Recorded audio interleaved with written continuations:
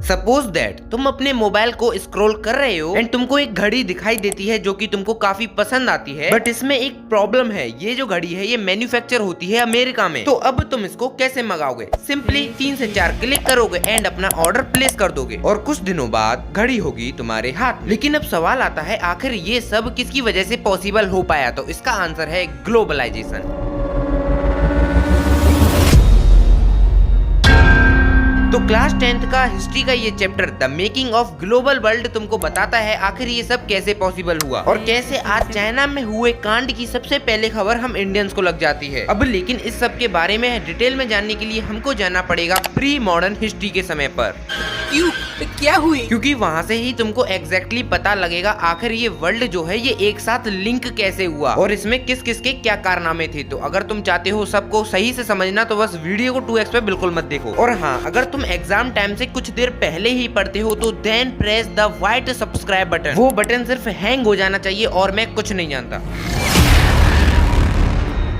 अगर तुमको लगता है एक देश से सामान जाना, दूसरे देश से सामान आना ये सब अभी से स्टार्ट हुआ है तो तुम गलत हो, बिकॉज ये सब बहुत पहले से स्टार्ट हो चुका है और हम उसी में पढ़ने वाले हैं सबसे पहले प्री मॉडर्न वर्ल्ड को। अब आधे बच्चे तो प्री मॉडर्न वर्ल्ड सुनकर खत्म।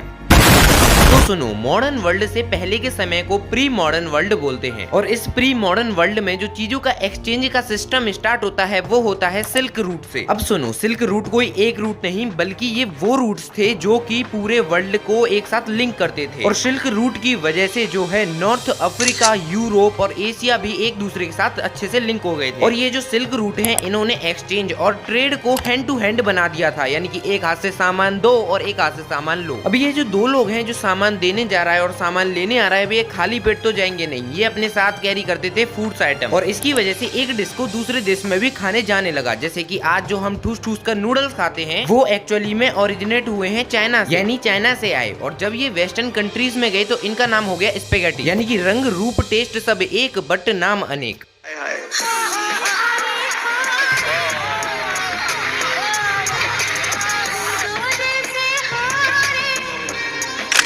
अब नूडल्स के अलावा जो भी और आप टेस्टी सामान खाते हैं जैसे कि potato, tomato, groundnut, chilli, maize and sweet potato, ये सब भी हमारे और वेस्टर्न कंट्रीज के द्वारा नहीं खाए जाते थे, लेकिन भला हो क्रिस्टोफर कोलंबस का, जिनकी वजह से इन सब चीजों के बारे में हमको पता चला। एक्चुअली में हुआ ये था, क्रिस्टोफर कोलंबस जो है वो एक एक्सप्लोरर थे, तो उन्होंने अमेरिका को 16th सेंचुरी में एक्सप्लोर किया एंड तब उनको इन सारी फसलों के बारे में पता चला एंड तब उन्होंने यूरोप को भी बताया और एशिया को भी बताया। अब यूरोप के लोग क्या है कि आलू की फसल करने लगे, यानी कि और किसी चीज की फसल नहीं करते थे, जिसकी वजह से 1814 में ये हुआ कि एक बीमारी आ गई जिसने पूरी आलू की फसल को बर्बाद कर दिया और उसी साल यूरोप में लगभग 10 लाख से भी ज्यादा लोग भूखमरी की वजह से मर गए और इसी को बोला जाता है द ग्रेट आयरिश फेमाइन या फिर पोटैटो फेमाइन और ये सारा कांड यूरोप के अंदर आयरलैंड का है। तो अब बात करते हैं कॉन्क्यूज्ड डिसीजेस एंड ट्रेड। तो जैसा कि मैं बता रहा हूँ, यूरोप ने एशिया और अमेरिका को फाइंड कर लिया था, वो भी सी रूट्स की मदद से। तो इससे क्या हुआ, यूरोप का जो प्रॉफिट है वो बढ़ने लगा क्योंकि उन्होंने काफी ज्यादा ट्रेडिंग की। अब जैसे ही यूरोपियंस को पता चलता है कि जो एशिया एंड अमेरिका ये दोनों काफी ज्यादा अमीर हैं, तो वो सोचते हैं यहाँ पर जो भी मिलने वाले रिसोर्सेज हैं क्यों ना हम उनको अपने घर पर ले आएं। तो यूरोपियंस वहाँ पर कॉलोनी बनाने की सोचते हैं, यानी कि उन पर कब्जा करने की, वो भी बिना मिलिट्री और आर्म्स को यूज करके। तो वो अपने साथ डिसीजेस को कैरी करते हैं और अमेरिका वाले लोगों के कर देते हैं और अमेरिका काफी समय से पूरे वर्ल्ड से डिस्कनेक्ट रहा, तो वहाँ के लोगों का जो इम्यून सिस्टम है वो काफी ज्यादा कमजोर था, जिस वजह से काफी सारे लोग मारे जाते हैं और जो यूरोप है वो अमेरिका को कॉन्कर कर लेता है। बट यूरोप का पेट अभी भी इससे नहीं भरा क्योंकि वहाँ की पॉपुलेशन बहुत ज्यादा थी। बट जो हमारे एशिया में इंडिया और चाइना थे, ये दोनों वर्ल्ड के रिचेस्ट कंट्री थे। अब जो चाइना है वो आइसोलेशन में चले जाता है, यानी कि जैसे कोरोना के समय में लोग आइसोलेशन में जा रहे थे, बिल्कुल अकेले हो रहे थे, वैसे ही चाइना करता है, यानी कि अब चाइना को ट्रेड व्रेड से कोई मतलब नहीं है। सही है।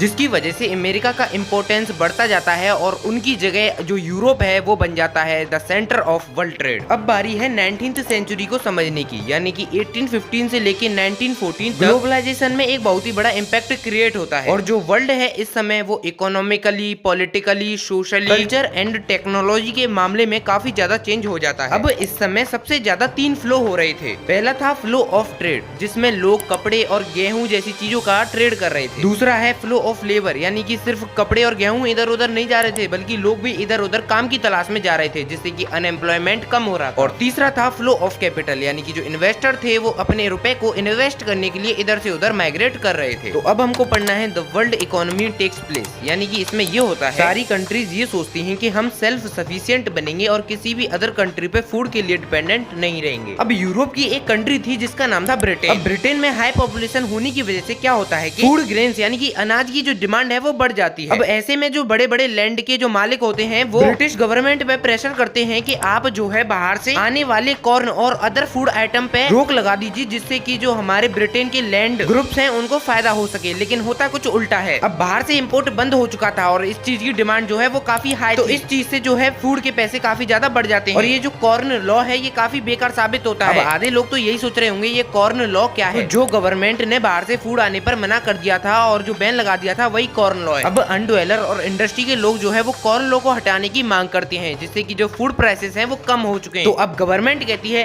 ले भैया कर दिया, हटा दिया मैंने तो कॉर्न लॉ, अब देखते हैं क्या होता है। तो ये होता है कि भैया जो फूड की प्राइस है वो इतने कम हो जाते हैं जितना ब्रिटेन ने कभी सोची ना होगी। और इस प्राइस के सामने जो ब्रिटेन के फार्मर्स थे और जितने भी लैंड ग्रुप्स थे वो अपनी लैंड को अनकल्टिवेट रखना ही सही समझते हैं, जिसकी वजह से अनएम्प्लॉयमेंट बढ़ जाता है और लोग जो है शहरों की तरफ माइग्रेट करना स्टार्ट कर देते हैं। तो अब लोग इंडस्ट्री में वर्क करके मोटा पैसा छाप रहे थे, जिसकी वजह से जो ब्रिटेन के फूड की डिमांड है वो काफी हाई हो जाती है। अब उसको पूरा करने के लिए Russia, America, Australia and east Europe जो है वो अपनी जमीन को साफ करते हैं, जिससे कि ब्रिटेन की जो नीड है फूड की वो उसको पूरा कर सके। रेलवे लाइंस को बिछाते हैं जिसकी मदद से वो खाने को सी पोर्ट्स तक पहुंचा पाए। अब देखो ऑस्ट्रेलिया और अमेरिका ने ये ठान तो लिया कि हम जो है फूड की कमी को पूरा करेंगे, बट उनके पास खुद शॉर्टेज ऑफ लेबर हो जाती है, जिसकी वजह से यूरोप के 50 मिलियन लोग जो कि अनएम्प्लॉयड थे वो माइग्रेट कर जाते हैं इन जगह पर काम के लिए। इस समय पूरी दुनिया में लगभग 150 मिलियन के आसपास लोग माइग्रेट करते हैं। अब देखते हैं 19th सेंचुरी में टेक्नोलॉजी का रोल क्या था। तो इस समय कुछ इंपॉर्टेंट इन्वेंशन हुए थे, जैसे कि steam ship, railway engine and telegraph. इन्होंने जो है 19th सेंचुरी को एक तरीके से ट्रांसफॉर्म कर दिया था। अब ये जो तुम्हारे घर पर रेफ्रिजरेटर है तो इसका इन्वेंशन भी उसी समय पर हुआ था। देखो बात कुछ ऐसी है, अमेरिका से यूरोप तक मीट जाता था तो शिप्स काफी दिन में वहाँ तक पहुँचती थी, तो इसलिए जिंदे जानवरों को शिप पे चढ़ा दिया जाता था, जिससे काफी ज्यादा जानवर जो है इंजर्ड हो जाते थे और शिप पे जगह भी ज्यादा घेरते थे। तो उसी प्रॉब्लम को सॉल्व करने के लिए आ गया तुम्हारा ये फ्रीज। तो इसकी मदद से जो मीट था उसको वहीं पर काट लिया जाता था और उसको इसमें रखकर फ्रेश पहुंचा दिया जाता था। अब इससे ये हुआ कि सप्लाई ज्यादा हो पा रही थी, जिसकी वजह से इसके प्राइस कम हो जाते हैं और जो पुअर लोग थे वो भी इसको अफोर्ड कर पाते हैं। और उसी समय जो यूएस है वो एक कॉलोनियल पावर बन जाता है। अब सुनो अगला टॉपिक है रिंडरपेस्ट और द कैटल प्लेगी। तो अब देखो ये है क्या, तो ये एक तरीके की डिसीज है जिसने अफ्रीका के सारे कैटल्स को डिस्ट्रॉय कर दिया था। एक्चुअली में हुआ ये था, उस समय अफ्रीका जो है वो काफी बड़ा कॉन्टिनेंट था जिसमें काफी कम लोग रहते थे और उस समय अफ्रीका में काफी ज्यादा मिनरल एंड रिसोर्सेज पाए जाते थे। तो बस यही सब जान के जो ब्रिटिश थे उनके मन में लालच आ जाता है और वो अफ्रीका में आ जाते हैं। वो कहते हैं कि हम प्लांटेशन के लिए आ रहे हैं, लेकिन जो रियल रीजन था वो ये था कि उन रिसोर्सेज को लूट के यूरोप तक पहुंचाना। बट अफ्रीका वाले लोगों के पास तो जो है रिसोर्सेज थी, तो उनके पास पैसा था, तो वो काम नहीं कर रहे थे, जिसकी वजह से ब्रिटेन के लोगों को शॉर्ट ऑफ लेबर हो गया था। तो उन्होंने फिर 3 स्टेप्स अपनाए जिससे कि अफ्रीकन लोग काम कर सकें। पहला था टैक्सेस इतने बढ़ा दिए कि जो अफ्रीकन लोग हैं अगर वो काम नहीं करेंगे तो उनको चुका ही नहीं पाएंगे। दूसरा था कि माइन वर्कर्स को एक ही कैंपस में बंद कर दिया जिससे कि कोई भी माइन वर्कर भाग ना जाए। एंड थर्ड एंड लास्ट उन्होंने विरासत यानी कि इनहेरिटेंस का रूल चेंज कर दिया। उन्होंने बोला फैमिली में एक ही जने के पास विरासत हो। बट यहाँ से तो कुछ नहीं पता चला आखिर ये जो डिसीज थी ये कैसे फैली थी। तो ब्रिटेन के लोग अपने साथ जितने भी कैटल्स को लाए थे उनमें से कुछ इन्फेक्टेड थे और उसकी वजह से अफ्रीका के सारे कैटल्स इन्फेक्टेड हो गए, जिसके बाद कैटल्स का काम अफ्रीका के लोगों को करना पड़ा क्योंकि बीमारी की वजह से 90% कैटल मर गए। अब देखो ब्रिटिशर्स को उस समय जहाँ पर भी शॉर्ट ऑफ लेबर होती थी तो वो इंडिया और चाइना से लेबर को मंगा लेते थे, जिनको इंडेचर लेबर और बॉन्डेड लेबर बोला गया है। ये लेबर एक्चुअली में अपना लोन रीपे नहीं कर पाई, जिसकी वजह से इनको माइग्रेट कराया गया और इन्होंने रिसोर्सेज को माइन करने का काम किया। और इन लोगों को कुछ भी नहीं पता था इनको कितनी देर तक काम करना है, कहाँ पर काम करना है। इन लोगों को तो सिर्फ एक होप थी कि हाँ यहाँ पर काम करने के बाद इनको फिर पुअर जीवन नहीं जीना पड़ेगा, लेकिन ये सब एक मिथ था। एक्चुअली में ब्रिटिशर्स इनको अपने इस्तेमाल के लिए काम करवा रहे थे। तो इसी समस्या को देखते हुए 1921 में काफी सारे फ्रीडम फाइटर्स ने इसके खिलाफ आवाज उठाई और फिर इस काम को बंद करा दिया गया। अब ऐसा नहीं था कि उस समय जो इंडियन थे उन्होंने सिर्फ एज लेबर ही काम किया था। एक्चुअली में उस समय पर इंडिया में से काफी सारे एंटरप्रेन्योर भी निकले थे। अब उनका काम ये था कि वो छोटे किसानों को फाइनेंशियली हेल्प करते थे, उनको रुपए देते थे और उनकी फसल को आउट ऑफ कंट्री बिकवाते थे, क्योंकि छोटे किसान के पास इतने रुपए नहीं होते थे कि वो अपनी क्रॉप को एक्सपोर्ट कर सके। तो ये उसमें पैसे इन्वेस्ट करते थे और अपने रिटर्न्स ले लेते थे। अब लेकिन इसी समय देखा जाता है कि इंडियन मार्केट को एक बहुत ही बड़ा लॉस होता है। तो इस लॉस का रीजन ये था कि इंडिया और ब्रिटेन के बीच में जो ट्रेड होता था वो होता था कॉटन का। लेकिन ब्रिटेन कुछ सालों के बाद खुद का कॉटन प्रोड्यूस करने लग गया, जिससे ब्रिटिश गवर्नमेंट ने इंडिया से कॉटन आने पर इम्पोर्ट को बंद कर दिया, जिससे कि इंडिया के कॉटन के सेल्स काफी कम हो गए और काफी सारे किसानों को काफी बड़ा लॉस हुआ। लेकिन ब्रिटेन वाले रॉ मटेरियल लेते रहे जो कि काफी सस्ता था और उस रॉ मटेरियल को यूज करके वो टी शर्ट इंडिया में वापस बेच देते थे। अब इंडियंस का कपड़ा तो महंगा होता था, लेकिन जो ब्रिटिश का कपड़ा था वो सस्ता था, तो इसलिए इंडियंस ने ब्रिटिश का कपड़ा यूज किया, जिससे कि ब्रिटिश को तो प्रॉफिट हुआ लेकिन इंडियन मार्केट एकदम डाउन हो गया और इसी को बोला गया ट्रेड सरप्लस। तो अब हम चैप्टर के अंदर पहुंच चुके हैं कि जो वार के समय इकोनॉमी थी वो कैसी थी। तो देखो 1914 से लेकर 1918 तक दो बड़े पावर्स के बीच जो है वर्ल्ड वॉर फर्स्ट लड़ा गया और ये ऐसा पहला वॉर था जिसमें मशीन गन्स, टैंक्स और कुछ टेक्नोलॉजी का यूज किया गया था। और इस वर्ल्ड वॉर 1 ने काफी तबाही मचाई। लगभग 9 मिलियन के आसपास लोग मारे गए, जबकि 20 मिलियन के आसपास लोग इंजर्ड हो गए। और इस वॉर में ब्रिटेन का इतना पैसा खर्च हो रहा था कि उसको यूएस से ही उल्टा कर्ज लेना पड़ गया, क्योंकि वर्ल्ड वॉर के समय ब्रिटेन में प्रोडक्शन कम हो गया, जिससे कि एम्प्लॉयमेंट भी कम हो गया। अब ऐसा नहीं कि ये सिर्फ ब्रिटेन के साथ हुआ, ये सभी के साथ हुआ, लेकिन इसमें जो सबसे अच्छी रिकवरी और जल्दी रिकवरी करी वो करी यूएस ने बाय मास प्रोडक्शन। अब आखिर ये मास प्रोडक्शन होता क्या है? तो किसी भी चीज का प्रोडक्शन जब बहुत ज्यादा क्वांटिटी में किया जाता है उसको मास प्रोडक्शन बोलते हैं। और ये मास प्रोडक्शन का आइडिया था हेनरी फोर्ड का, और उन्होंने इसी आइडिया को यूज करके टी मॉडल फोर्ड कार को बनवाया था। और ये इतनी ज्यादा कारें बना रहे थे कि इन्होंने अपने एम्प्लॉय की सैलरी को 5 गुना कर दिया था, तब भी इनको प्रॉफिट ही मिल रहा था। और इसी तरीके से अमेरिका ने मास प्रोडक्शन का यूज करके फ्रिज, वॉशिंग मशीन जैसी चीजों को बनाया, जिससे इनकी सेल बढ़ी और इनकी इकोनॉमी की काफी अच्छी ग्रोथ हुई। और इसी चीज को देखते हुए हेनरी फोर्ड को पायोनियर ऑफ मास प्रोडक्शन कहा जाने लगा।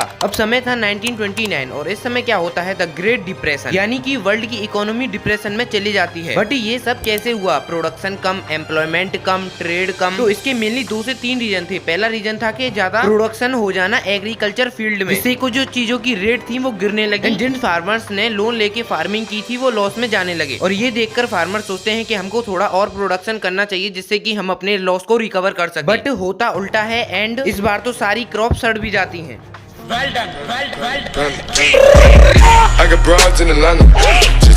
एंड दूसरा रीजन ये था कि जो भी यूएस ने लोन दिया था वो उसको वापस मांगता है, जिससे कि सारी बैंक करप्ट हो जाती हैं और सारे बिजनेस कोलैप्स कर जाते हैं। अब देखना है कि इंडिया का इस ग्रेट डिप्रेशन के समय पर क्या हाल था। उस समय इंडिया जो है एग्रीकल्चर गुड्स का मेजर एक्सपोर्टर था, एंड ये डिप्रेशन उन एग्रीकल्चर गुड्स के जो प्राइस है उनको आगे कर देता है। और पूरे वर्ल्ड में तंगी आ गई थी, जिसकी वजह से इम्पोर्ट और एक्सपोर्ट जो है वो भी हाफ हो गया था। और इस समय जो ब्रिटिशर्स जब इंडियन से टैक्स लेते हैं तो उनको अपनी ज्वेलरी और प्रीशियस आइटम को सेल करके वो टैक्स पे करना पड़ता है। अब इस चैप्टर का लास्ट टॉपिक बचा है जो कि है रीबिल्डिंग अ वर्ल्ड इकोनॉमी। तो देखो वर्ल्ड वॉर 2 के समय पर 60 मिलियन लोग मारे जाते हैं, और ये जो वर्ल्ड वॉर 2 है ये भी allied powers and central powers के बीच में हुआ था। और वर्ल्ड वॉर 2 के अंदर ज्यादातर सिविलियंस मारे जाते हैं, ना कि आर्मी के। इसमें एक थोड़ा सा एडिशनल पार्ट है जिसको अगर मैं बताने बैठूंगा तो काफी ज्यादा टाइम जाएगा, तो इसलिए मैं यहाँ पे स्क्रीन पर अपनी स्क्रिप्ट को ऐड कर दे रहा हूँ। 2 मिनट के लिए रुक जाओ और इसको पढ़ो, इससे आपका टाइम काफी बचेगा। अब इस चैप्टर का कंक्लूजन यही है कि हमारा वर्ल्ड उस समय पर भी लिंक था और आज भी लिंक है। तो आई होप तुमको सारी बातें समझ में आई होंगी। एंड अगर तुम ऐसे शॉर्ट लेक्चर्स मैथ के चाहते हो तो कमेंट सेक्शन में आग लगा दो। ये चैनल डेफिनेटली तुम्हारी 11th में भी काफी ज्यादा हेल्प करने वाला है, अगर तुम अपने पैशन को फॉलो करते हो तो, क्योंकि यहाँ पर तुमको कम समय में 0 से हीरो तक की सारी चीजें बताई जाती हैं। तो चलो मिलते हैं मैथ्स की वीडियो के साथ। मजाक थोड़ी है,